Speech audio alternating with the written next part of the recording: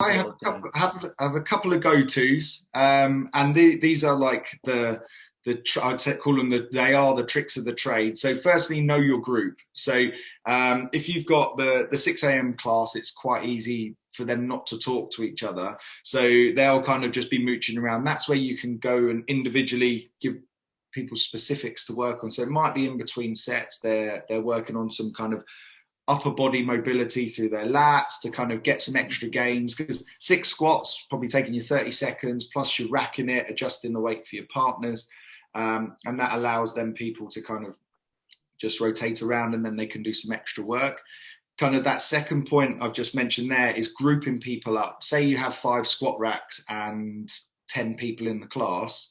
Rather than just putting them in pairs, put them in threes or even fours. You've Great got so idea. much time, and then you just allocate a minute for each person. So it's a bit like you just stop people being able to use the equipment. That Good serves idea. another purpose. It creates that community.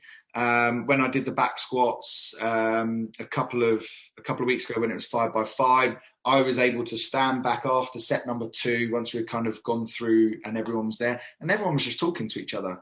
So they were having a chat. I think it was at the midday class. So everyone's a bit chirpy at midday compared to at 6 a.m.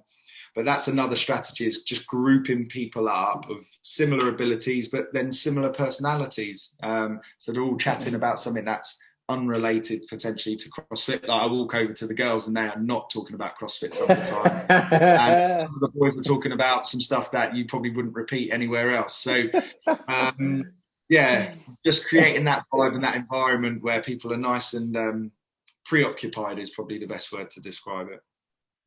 That's yeah. It's great, great idea. That love that.